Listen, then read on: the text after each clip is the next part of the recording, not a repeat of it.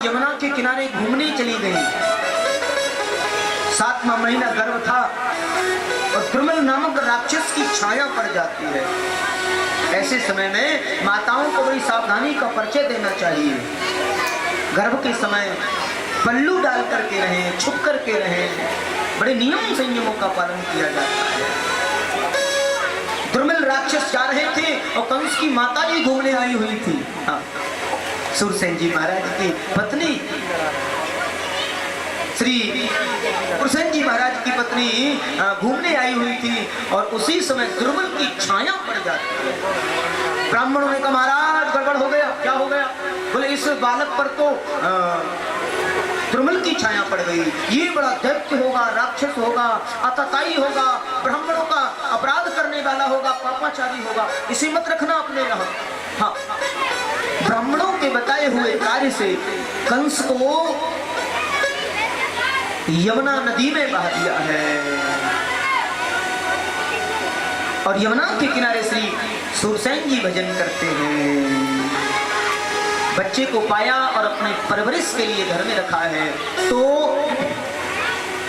कंस और वसुदेव दोनों का भरण पोषण एक ही जगह हुआ है। तो दोनों में बड़ी भारी मित्रता रही है। उधर बड़ा होकर के जब कंस लौटा है, नारद द्वारा बताया गया है कृष्ण जन्म के हेतु आने का, और नारद जी ने पूरा वृतांत बता दिया है। तुम तो मथुरा के राजा हो, तुम्हारे पिता ने तुम्हें बहा दिया था कांस में लपेट करके, लता पताओं में लपेट करके, मथुरा पर चढ़ाई कर दी है, पिताजी को कारागृह में डाल दिया है। विवाह कर रहे हैं अपनी चचेरी बहन देवकी का, और विवाह करते समय आकाशवाणी को सुना और देवकी वसुदेव दोनों को कारागृह में डाल दिया है। आज 6 संतानों को मार दिया है।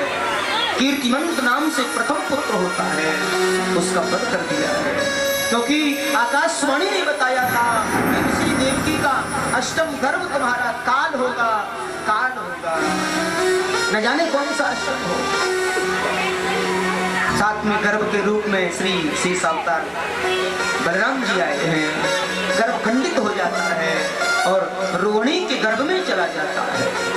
कंस ने सोचा मुझे मारना ही नहीं पड़ा, ये तो वैसे ही समाप्त हो गया। वही गर्भ रोहिणी के गर्भ में चला गया है।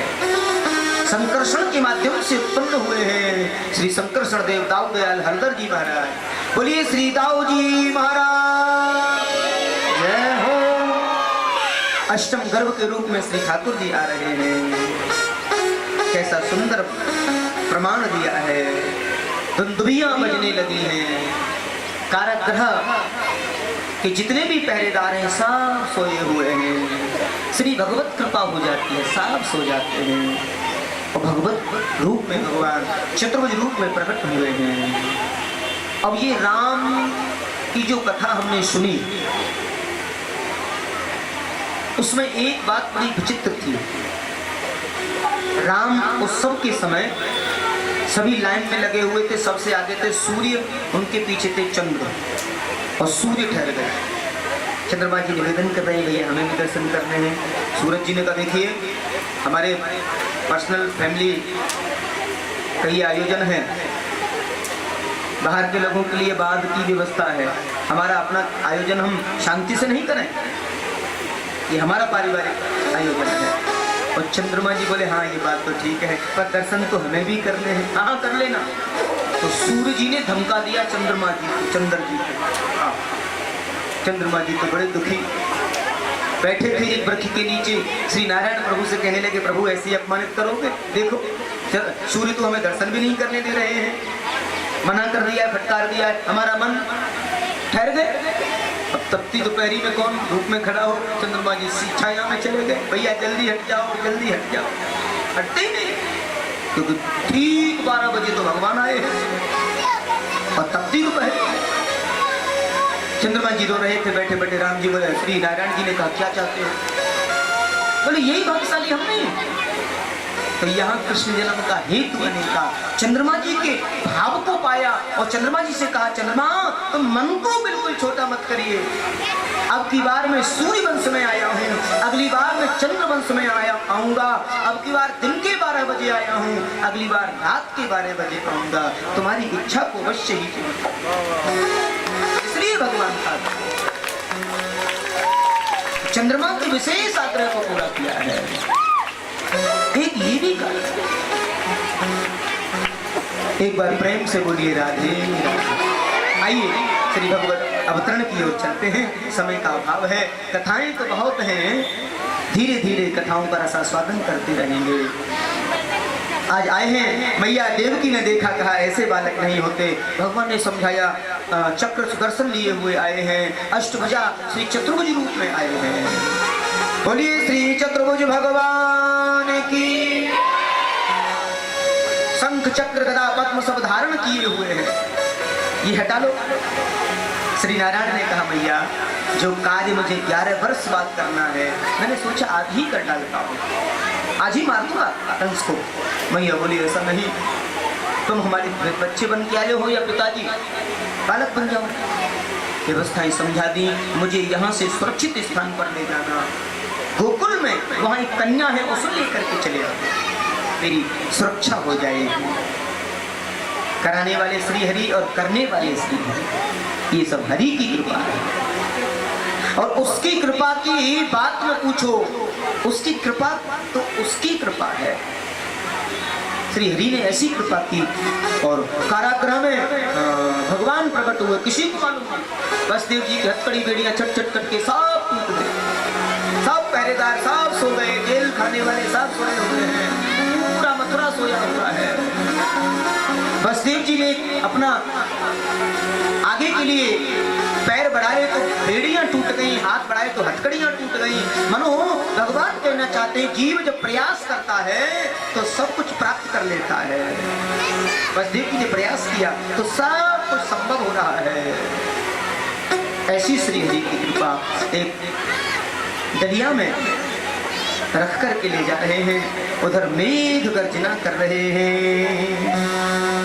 सत्यव्रतम सत्यपरम त्रिसत्यम च योनिहितं च सत्ये, सत्यस्य सत्यव्रतं सत्यनेत्रं सत्यात्मकं त्वां शरणं प्रपन्नम्। अब तो रिमझिम मेघ बरस रहे हैं। अष्टमी तिथि है,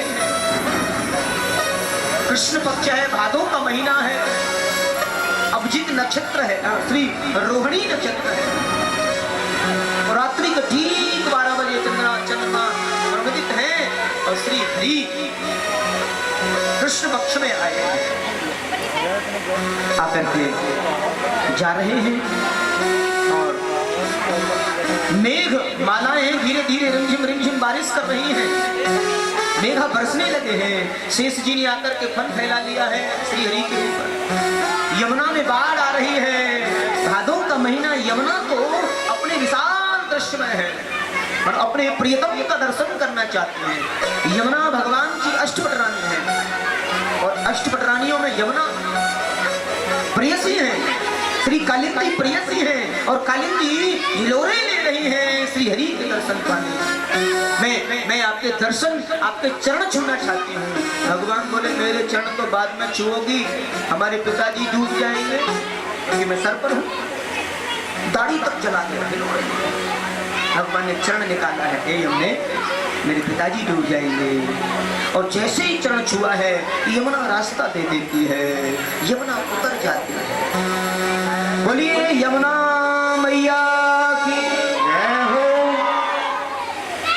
हर विधि से भगवान जा रहे हैं और श्री हरि को लेकर के गोकुल में पधारे हैं। सब गोकुलवासी सोए हुए हैं। यशोदा की बगल से कन्या को उठाया है और लाला को सुलाया है और आकर के मथुरा पहुंचे। आचार्य सुखदेव कहते, राजन अभी तक बड़ी शांति थी और जैसे ही माया आई सब जब गए, पकड़ो पकड़ो हो गया, मारो मारो भाग लो, पकड़ो। माया आई, माया ने रोना प्रारंभ कर दिया, जोर जोर से चिल्लाने रोने लगी है। और कंस को मालूम हो गया, पैर पकड़ा है, यही अष्टम है, मना किया ये तो कन्या है, अरे दुष्ट ये कन्या है, किसी का इसका बेटा हो सकता है, पछाड़ के मारना चाह रहे थे। उसी समय अष्टभुजी देवी बन करके उड़ गई है। ए दुष्ट कंस, तेरे मारने वाला इस ब्रजमंडल में पैदा हो चुका है। आवाज, कंस को बड़ी चिंता है, काला काला कुछ भी दिखता है डर जा। नारद से पूछा कैसा होगा मेरा काल? नारद बोले तुम्हारा काल काला काला होगा, और काला नहीं, वो पेट में 1.5 हाथ की दाढ़ी वाला होगा, और जीरा भी आज काला। तो कंस ने भगवान को द्वेष से भजा, काम क्रोध कैसे भी द्वेष, कंस ने भगवान को द्वेष से भजन किया है, इसलिए भगवान ने उसे निर्मुक्त किया है, मुक्त कर दिया है। आचार्य सुखदेव कहते हैं बड़ी दिव्य कथाएं यहाँ से प्रारंभ होती हैं। और अब ये बताइए, ये लीला तो मथुरा की हो गई, अब गोकुल कौन कौन चलेंगे? परखी जी कमर लगा के बैठे हैं आज तो, हाँ पकड़ लेना, चोरी देख लो, आगे आके लगा लो कमर, माता को लगा रखी। एक बार प्रेम से बोलिए राधे।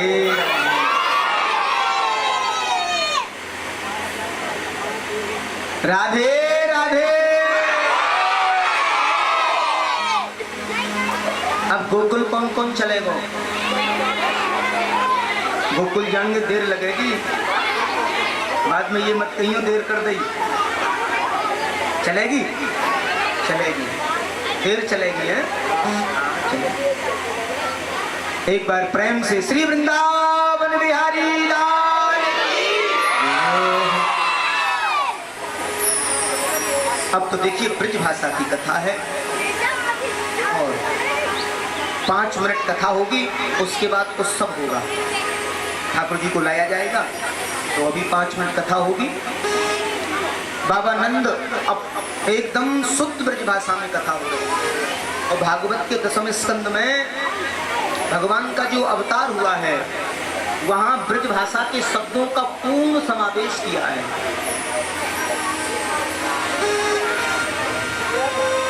75 वर्ष को तो है गए, अभी कोई छोरा छाप रहो तो भयो ना है।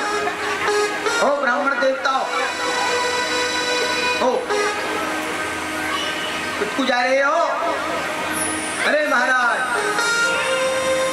ब्रज में ऐसे बोल रहे, इतकू अयो सुनिए, अरे नए सुनने का ओ पंडित के ये बोलन रहेला बचनंतकारी, कांटे करीलन कूप जलखारी, और देखी रे श्याम मधुपुरी तुम्हारी। ऐसा लगता है ब्रज की वाणी, हमारे ब्रजवासी गा रहे थे, मेरी ब्रज की माटी चंदन है, वास्तव में चंदन है। बड़े अटपटे लोग हैं ब्रज में, बड़े मधुर लोग हैं। अब तो बाबा नंद ने कहा अभी तक कोई बाल गोपाल छोरा छापरो भयो ना है, 75 वर्ष तो उम्र है गई। ब्राह्मण देवता बोले बाबा चकाचक अनुष्ठान करवाए दो, फिर देखो लाला हो के ना हो, छोरा होगो। हाँ ब्रजवासियों से भैया करो, तो ब्रजवासी ब्रजजन। और अब यहाँ एक बहुत समझदारी की बात, 2 भाव प्रकट किए हैं। ब्रजवासी कहा कि 24 घंटे जो ब्रज में वास कर लेता है वो ब्रजवासी हो जाता है। 24 घंटे जो ब्रज में वास कर लेता है वो ब्रजवासी हो जाता है, लेकिन जिसका जन्म ही ब्रज में हुआ है उसे क्या कहेंगे? वो क्या होता है? उसे कहा है ब्रजजन। जिसका जन्म ही ब्रज में हुआ है वो ब्रजजन है, और पक्का ब्रजजन वही होता है। ब्रजवासी कोई भी हो सकता है, और ब्रजजन की जो वाणी है वो तो अलग ही बताई है। सूरदास जी ने तो ब्रजजन पर भाव लिखा है, और बड़ा मीरा जी ने ब्रजजन के लिए बड़ा भाव दिया है। और जो अष्ट सखा हुए भगवान के, श्री हरि के अष्ट सखा, उन्होंने तो ब्रज भाव को बड़ा पिरोया है, ब्रज के भाव। तो कथा कथाओं से हटकर के ब्रज के भाव आए हैं। और कृष्ण कथा में ब्रज भाव जब डाले गए तो कृष्ण कथा मधुर हो गई। और कोई ब्रजजन, ब्रजवासी नहीं, ब्रजजन जब भगवत कथा करते हैं तो उनकी वाणी का प्रभाव कुछ अलग ही होता है। ये परम सच है। एक बार प्रेम से बोलिए राधे। तो श्री भागवत का आनंद, श्री कृष्ण कथा का आनंद श्री ब्रजजन के द्वारा अगर मिल रहा है, अगर मिलता है तो ये परम सौभाग्य का विषय है। आइए बड़े भाव से श्री ब्रज के भाव में, और नंद बाबा ने ब्रजजनों को बिठा दिया है, ब्रजवासी विप्रों को बिठा दिया है। विप्रे समलंकृतः, और विप्रों को खूब, अरे महाराज चकाचक ले, खूब दूध मलाई सब ले। हाँ, गाय है, गौशाला है, गौशाला पे बैठा चकाचक सुबह शाम दूध ले। और ब्रजवासी तो ब्रजवासी श्री यमुना स्नान करे और बैठ जाए। अब तो जो है नंद बाबा को मालूम था अष्टमी की शाम को नंद बाबा बोले अभी कछु बात बनना है रही मोया सो लगे। अब देखो भाभी के यहाँ कछु होए तो ये जो नंद होए ना, ये 6-6 महीना पहले ही पड़ाव डालते हैं, मालूम कर ले। लाला होएगा बोले लाली हैवे में वैसे तो कोई प्रॉब्लम ना है। हाँ, भतीजी है क्या कोई बात ना है, पर भतीजो होएगो माल तब ही मिलेगा। हाँ, और नंदरानी तो नवलखा हार पहनती है और उस समय का भाव होता है जो भी पहना होता है उसे नंद मांग ले, ये दे दे और दे दे, ये भाव। अब तो जो है सुनंदा बोली भैया अब ही कछु भयो ना है। अच्छो तो मैं गौशाला जा रही हूँ लाली। हाँ सुनंदा, मैं गौशाला जा रहा हूँ और जैसी खबर हो मुझे बताई दीजो। सुनंदा बोली भैया मालूम ही पड़ जाएगी। हाँ तो गए। अब तो थोड़ा सा कुछ अन्न सी हो रही है यशोदा रानी। सुनंदा बोली आज तुम गुनगुनो दूध ले लो केसर वारो। हाँ मना कर दी, अरे तुम पी ले हो ना, कारो कबरो ना होगो मेरो भतीजो, जैसो तुम केसर वारो दूध। हाँ? यशोदा बोली जैसो हो वैसो हो, मोय नाय पतो, अब मैं नाय ले सकूं। सो जैसे तैसे दूध पिलायो और यशोदा सो गई। जैसे नवमी को भोर भयो है। अब देखो गोकुल में जो उत्सव मनता है ये बड़ा ध्यान का विषय है। अष्टमी का उत्सव पूरा देश मनाता है, पूरा विश्व मनाता है, लेकिन गोकुल वाले जो मनाते हैं वो नवमी का उत्सव। और नवमी को छीछी मनोरथ हो बिहारी जी, छीछी मनोरथ। हाँ, पीला प्रसाद बखेरा जाता है, दिया जाता है, छीछी। एक बार प्रेम से बोलिए राधे राधे। ये ब्रज का श्री हरि की ऐसी अद्भुत कृपा। और जैसे नवमी का भोर भयो और सुनंदा बोली अब तो कछु गड़बड़ी सी लगे, आज तो यशोदा रानी जगी न है, कछु है गयो थी। हाँ, और जैसे ही गई सो बगल में झीली सी चुनरिया ओढ़े कोई बगल में सो रही है गोल मटोल सो। हाँ, सो रहे और 31 बार हरि शरणम को जपती। वही चिंता, अरे कहीं लाली न हो, कहीं लाली न हो। नंदा बोली तू क्यों घबराए रही है, जो कुछ हो सो हो। हाँ, लाला ही हो। आज बड़ा हृदय है। और सुनंदा ने जैसे चादर हटाई है, एकदम से नन्नो सो, छोटो सो, सुंदर सो। और ब्रज में कोई बालक ज्यादा मधुर हो ना तो बातें बोले बटुआ से मोहड़े को। हाँ, बोल बोल मोहड़े। एकदम से देखा निहारा तो उछल गई, है गयो, है गयो।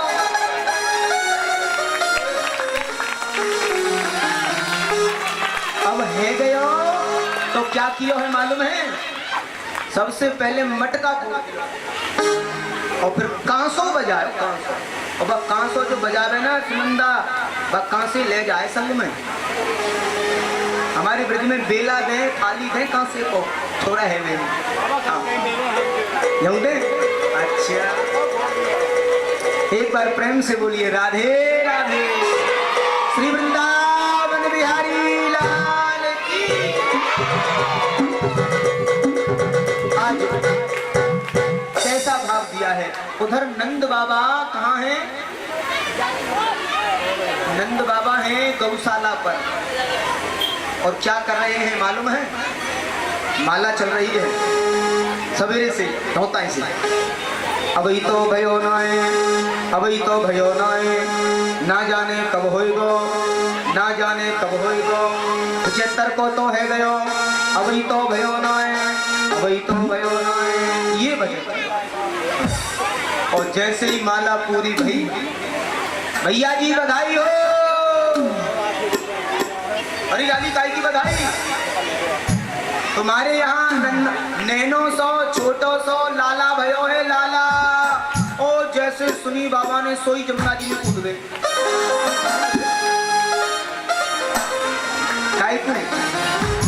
इस बार भैया जमुना जी में कूद गए बाबा नहावे के टाइम, और 108 डुबकी लगाई।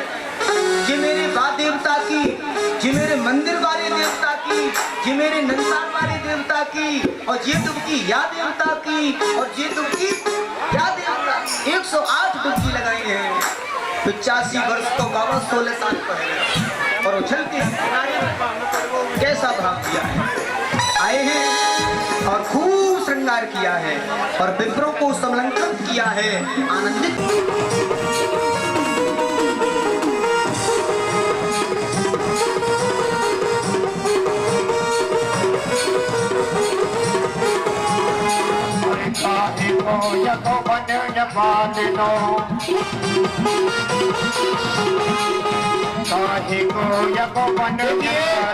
हमारे श्रीमान रणधीर सिंह और धीरू खटाना जी जो राष्ट्रीय अध्यक्ष हैं किसान मजदूर पार्टी के, और उनकी तरफ से ये 5वीं भागवत कथा आप सबके लिए समर्पित है।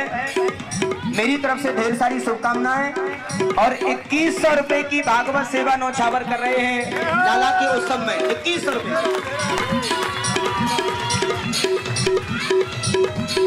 और भगवान खूब आनंदित करे। और भी जो परिवार के सदस्य हैं वो पहुंचेंगे, और लाला के दादी बाबा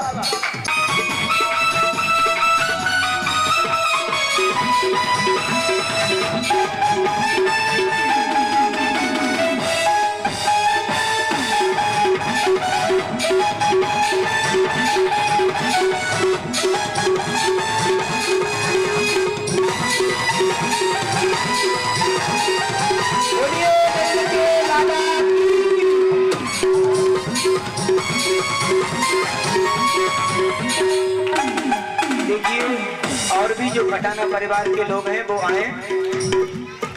खटाना परिवार के यही लोग हैं ना आए? अरे कई दादी हैं भैया, कई दादी हैं, कई बाबा हैं, कई बुआ हैं। अब भाई बधाई ना आई। अरे मथुरा में जन्म लियो, लाला के ताऊ है श्री भक्तू पहलवान जी, लाला के ताऊ, वो भी बधाई दे रहे हैं। और रोज से मथुरा में जन्म लियो, मथुरा में जन्म लियो है, मथुरा में जन्म लियो है, मथुरा में जन्म लियो है, मथुरा में जन्म लियो। गोकुल में, अरे गोकुल में, गोकुल में झूले वेदन में सुन गाए, गोकुल में झूले बलना में वेदन में सुन आए। हरि यशोदा जायो ललना में वेदन में सुन आई। हरे हरे हरे हरे हरे